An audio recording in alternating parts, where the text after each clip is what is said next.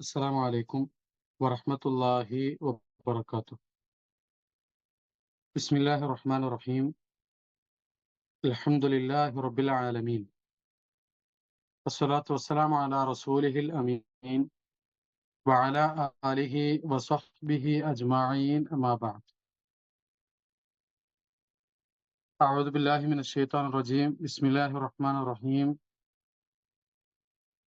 تبارك الذي بيده الملك وهو على كل شيء قدير الذي خلق الموت والحياة ليبلوكم أيكم أحسن عملا وهو العزيز الغفور. പ്രിയമുള്ള സത്യവിശ്വാസി വിശ്വാസിനികളെ, സൃഷ്ടാവായ റബ്ബിന്റെ വിധിവിലക്കുകൾ ജീവിതത്തിന്റെ എല്ലാ മേഖലകളിലും പരമാവധി പാലിക്കണമെന്ന് ഉണർത്തുകയാണ്, വസിയ്യത്ത് ചെയ്യുകയാണ്. അള്ളാഹു സുബ്ഹാനഹു വ തആല തൗഫീഖ് നൽകി അനുഗ്രഹിക്കുമാറാവട്ടെ. പ്രിയമുള്ളവരെ, വിശുദ്ധ ഖുർആനിലെ സൂറത്തുൽ മുൽക്കിലെ ആദ്യ 2 വചനങ്ങളാണ് ഓതി കേൾപ്പിച്ചത്. വിശ്വാസികൾ എന്ന നിലക്ക് സ്വർഗം ആഗ്രഹിക്കുകയും അതിനുവേണ്ടി പണിയെടുക്കുകയും ചെയ്യുന്നവരാണ് നമ്മളൊക്കെ. ഒരുപാട് സൽക്കർമ്മങ്ങളുമായി മുന്നേറുന്ന നമ്മെ സംബന്ധിച്ചിടത്തോളം നമ്മൾ ചെയ്യുന്ന കർമ്മങ്ങൾ റബ്ബ് സ്വീകരിക്കുക എന്നത് വളരെ പ്രധാനപ്പെട്ട ഒരു ഘടകമാണ്. നിങ്ങളൊന്ന് ആലോചിച്ച് നോക്കിയേ, നമ്മൾ ഒരുപാട് കർമ്മങ്ങൾ ചെയ്യുന്നു.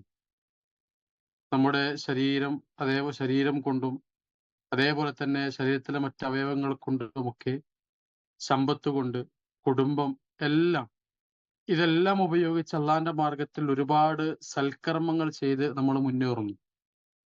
പക്ഷേ പരലോകത്ത് വരുന്ന സമയത്ത് ആമിലത്തുൻ നാസിബ, പണിയെടുത്ത് ക്ഷീണിച്ചവരായിരിക്കും. പക്ഷേ തസ്ലാ നാറൻ ഹാമിയ, അവരെ കത്തിയാളുന്ന നരകത്തിലേക്ക് വലിച്ചെറിയുമെന്നാണ്. ഇങ്ങനെ ഒരു വിഭാഗം. ഇതിനെക്കുറിച്ച് നിങ്ങളൊന്ന് ചിന്തിച്ചു നോക്കി, ഇതുപോലെ നമ്മളെ നരകത്തിലേക്ക് വലിച്ചെറിയുന്നു എന്നത്.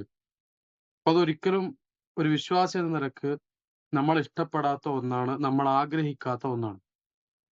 അതുകൊണ്ട് തന്നെ നമ്മൾ ചെയ്യുന്ന സൽക്കർമ്മങ്ങൾ റബ്ബ് സ്വീകരിക്കണോ, 3 പ്രധാനപ്പെട്ട മാനദണ്ഡങ്ങൾ ആ കർമ്മങ്ങളിൽ ഉണ്ടാകണം എന്നതാണ്.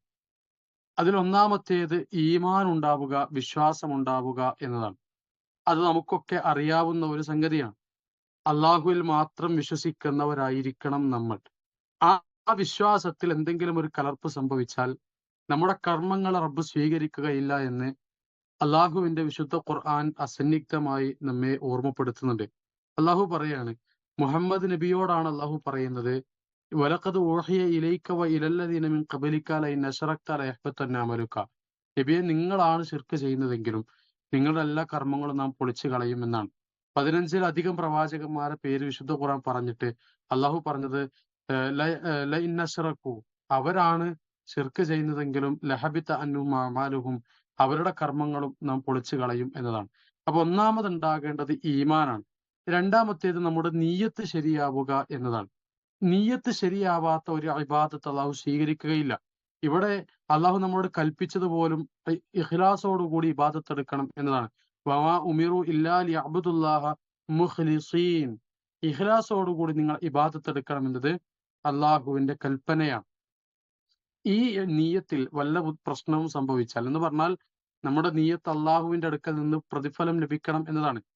സ്വഹാബ കിറാം അങ്ങനെയായിരുന്നു. വനുതഇമുക്കും ലിവജ്ഹില്ലാഹി ലാ നുരീദു മിൻകും ജസാഅൻ വലാ ശുക്കൂറ. ആളുകളുടെ അടുക്കൽ നിന്ന് നാം നന്ദി വാക്കോ ഒരു പ്രതിഫലമോ ആഗ്രഹിക്കാതെ പാവപ്പെട്ടവർക്ക് ഭക്ഷണം നൽകുന്നവരായിരുന്നു സഹാബ.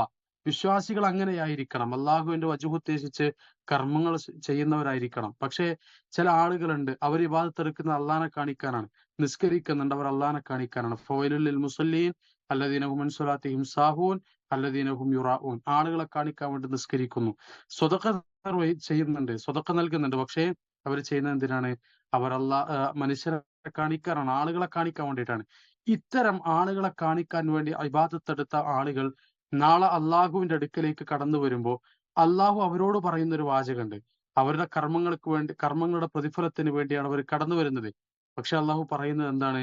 ഇദ്ഹബൂ ഇലല്ലദീന കുൻതും തുറാഊന ഫിദ്ദുന്യ. നിങ്ങൾ ദുനിയാവിൽ ആരെ കാണിക്കാനാണോ ഇബാദത്ത് എടുത്തത് അവരുടെ അടുക്കലേക്ക് നിങ്ങൾ പോണം.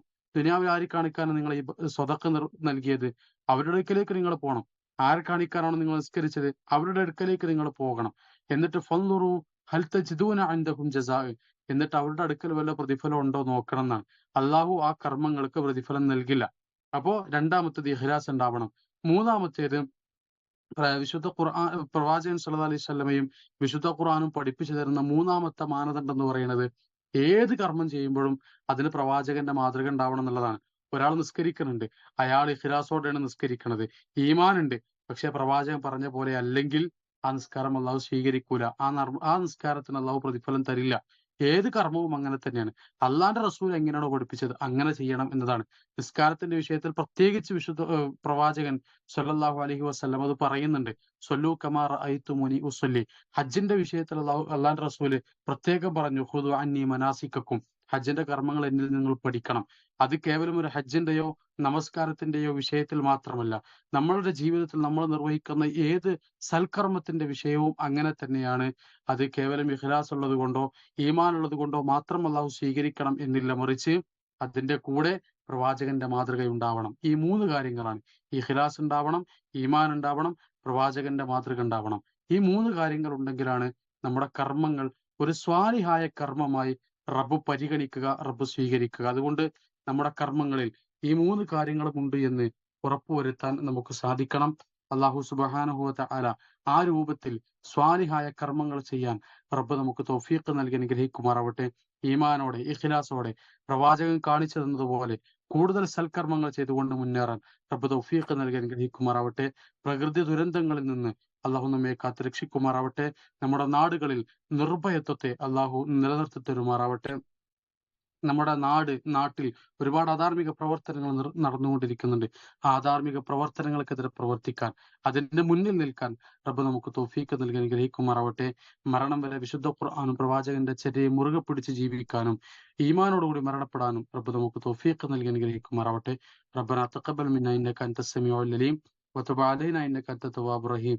റബ്ബനാ ആതിനാ ഫിദ്ദുനിയ ഹസന വഫിൽ ആഖിറതി ഹസനത വഖിനാ അദാബന്നാർ. ആമീൻ ആമീൻ برحمتك يا أرحم الراحمين. وصلى الله على نبينا محمد والحمد لله رب العالمين. السلام عليكم ورحمة الله وبركاته.